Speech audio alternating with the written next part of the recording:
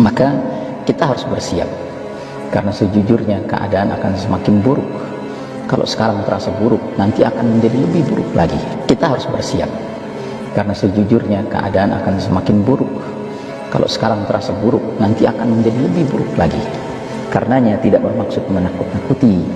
Kadang-kadang saya suka berpikir, kalau ada orang bertanya, sampai kapankah kondisi yang kita alami sekarang ini, pandemi ini akan berakhir?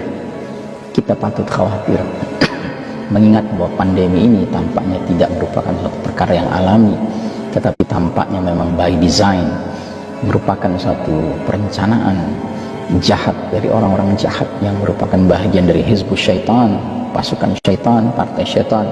Maka kita khawatir sekali, jangan-jangan memang ini akan sengaja diperpanjang, ya. Ini yang kita khawatirkan. Assalamualaikum warahmatullahi wabarakatuh.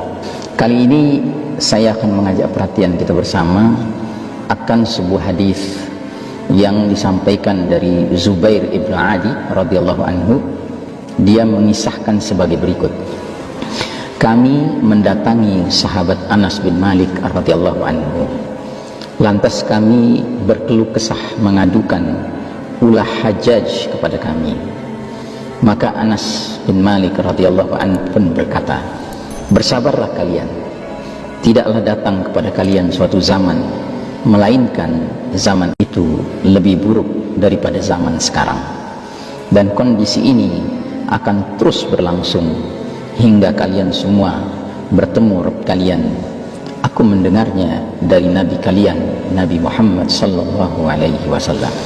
Ya, saudara rahimakumullah, sebagaimana kita ketahui, masih di awal-awal dahulu kala, ya, di zaman sesudah berlalunya era khilafah ala minhajin nubuwah, era khulafah ar-rasyidin, di era-era awal mulkan adan, raja-raja menggigit, muncullah seorang penguasa yaitu Al-Hajjaj, yang terkenal bengis, yang terkenal jahat, yang terkenal sadis kepada umat ini. Nah, sahabat dalam hal ini yang masih hidup waktu itu dimintai pendapatnya, karena mereka yang hidup bersama Al-Hajjaj ini merasakan kepahitan, penderitaan, kesengsaraan karena ulah Al-Hajjaj yang begitu zalim, yang begitu arogan, yang begitu jabbar, ya, memaksakan kehendak dan menzolimi umat waktu itu.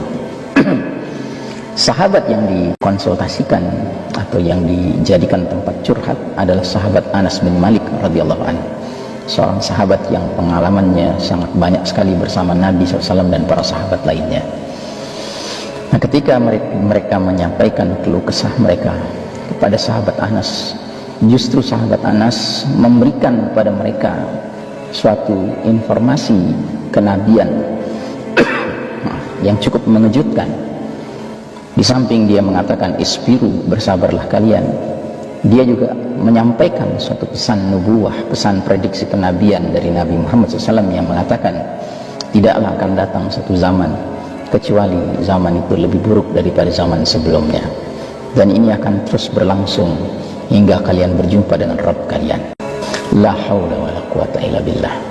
Karenanya saudaraku rahimakumullah, apabila hari ini kita merasakan kepahitan dikarenakan situasi kondisi dunia yang sedang dipimpin oleh para mulkan jabriyah, para penguasa yang memaksakan kehendak mereka, yang bahkan sedang dipimpin oleh kaum kufar al-Yahud wan Nasara, bekerja sama dengan al-musyrikun, ya, di mana mereka membangun suatu jaringan global, ya, yang nantinya akan benar-benar menjadi satu kesatuan. Mereka punya rencana nantinya membentuk apa yang mereka sebut Great Reset atau New World Order.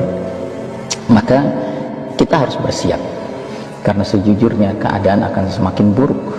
Kalau sekarang terasa buruk, nanti akan menjadi lebih buruk lagi. Karenanya tidak bermaksud menakut-nakuti.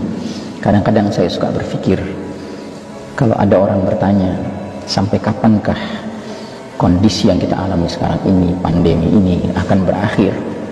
Kita patut khawatir, mengingat bahwa pandemi ini tampaknya tidak merupakan suatu perkara yang alami, tetapi tampaknya memang by design, merupakan suatu perencanaan jahat dari orang-orang jahat yang merupakan bahagian dari hizbus syaitan, pasukan syaitan, partai syaitan, maka kita khawatir sekali jangan-jangan memang ini akan sengaja diperpanjang, ya. Ini yang kita khawatirkan, sehingga la samahullah, kita tidak berharap, tapi berdasarkan nas ini, hadis ini, kita patut antisipatif, patut mempersiapkan diri bahwasanya kalau sekarang sudah sangat pahit, maka nantinya akan sangat-sangat pahit situasinya. Karenanya kadang-kadang kita patut merenung, apakah mereka-mereka yang sekarang-sekarang ini mengalami kematian, dipanggil oleh Allah Ta'ala, termasuk sahabat-sahabat kita, teman-teman sejawat kita dalam berdakwah, dalam beramar ma'ruf nahi munkar, mereka yang dipanggil Allah sekarang-sekarang ini, apakah mereka lebih beruntung daripada kita? Karena apa? Karena mereka telah selesai penderitaannya di dunia ini. Mereka tidak mengalami penderitaan yang lebih mengkhawatirkan.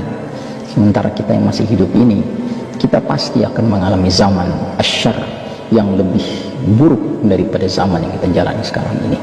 Sehingga pertanyaan besarnya adalah akankah kita bisa tetap bersabar, beristiqamah menghadapi situasi, kondisi zaman yang akan semakin berat itu?